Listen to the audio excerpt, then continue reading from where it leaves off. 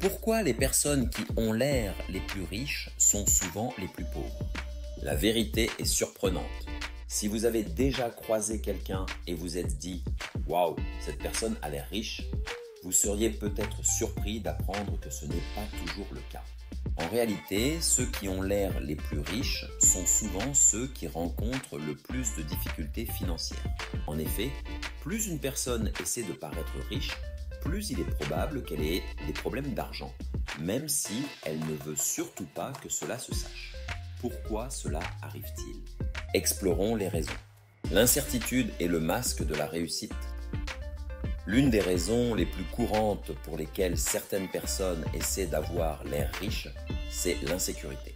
Au fond, elles se sentent inadéquates, comme si elles n'avaient pas atteint le niveau de succès espéré ou qu'elles avaient échoué dans certains domaines de leur vie, carrière, relations, image personnelle. Et pour compenser ces sentiments, elles se dépensent dans des vêtements chers, des voitures tapent à l'œil ou des accessoires à la mode.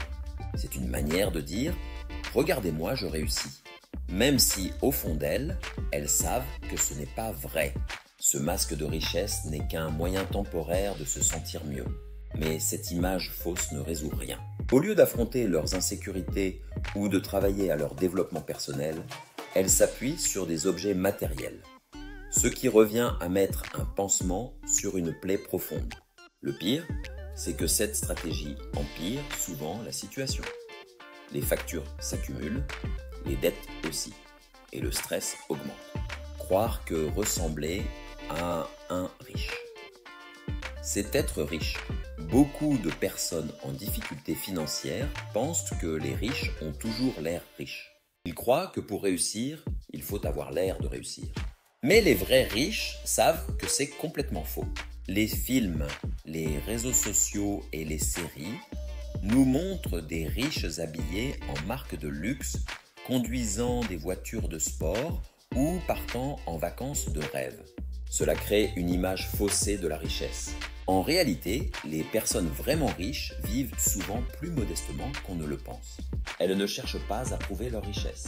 Au lieu de dépenser dans ce qui perd de la valeur, vêtements, gadgets, voitures, elles investissent dans des actifs, entreprises, immobilier, épargne retraite.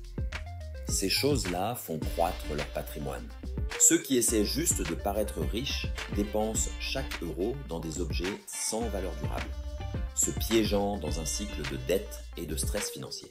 La recherche du bonheur. Par l'achat, certains croient à tort que l'argent et les objets luxueux apportent le bonheur. C'est compréhensible. La publicité nous répète sans cesse que posséder des choses coûteuses est le secret du bonheur et de la réussite. Acheter quelque chose de neuf peut effectivement procurer une sensation agréable sur le moment, comme si l'on avait franchi un cap. Mais ce sentiment est éphémère. On veut rapidement le prochain truc. Ce bonheur matériel ne dure pas. La vérité, c'est que le vrai bonheur vient de la sécurité financière, de relations solides et d'un sentiment de but dans la vie, des choses qu'on ne peut pas acheter. En cherchant le bonheur dans les objets, on finit souvent par vivre l'inverse. Dette, stress, anxiété, vouloir gagner le respect. Par l'apparence, pour beaucoup, paraître riche est un moyen d'obtenir le respect et de rehausser leur statut social. Ils espèrent qu'en s'entourant de luxe, ils seront admirés et considérés comme des gens à succès. Mais cela ne fonctionne pas toujours. Au contraire, cela peut les faire paraître prétentieux, voire superficiels. Les gens savent reconnaître ceux qui vivent pour impressionner plutôt que ceux qui vivent avec authenticité. Le respect ne s'achète pas avec des objets. Il vient du caractère, des valeurs, de l'impact positif que l'on a sur les autres. Et pour maintenir cette image de richesse, la pression peut devenir écrasante. Emprunts, crédits, dettes s'accumulent et le fossé entre la réalité et l'apparence s'agrandit. Le syndrome de suivre les Jones. L'expression « suivre les Jones » illustre parfaitement pourquoi tant de gens dépensent trop pour paraître riches. C'est la pression de vouloir faire comme les autres, amis, collègues, voisins. Et les réseaux sociaux amplifient cela à l'extrême. On y voit des vacances parfaites, des voitures neuves, des tenues impeccables. Cela crée une comparaison permanente où l'on se sent en retard si l'on ne possède pas les mêmes choses. Mais la vérité, c'est que ceux qui semblent vivre le rêve sur Instagram sont parfois endettés jusqu'au cou pour entretenir cette façade. Ils vivent aussi de paye en paye, mais personne ne le devinerait. Ce jeu de l'apparence mène souvent à la ruine financière, à l'anxiété et au stress.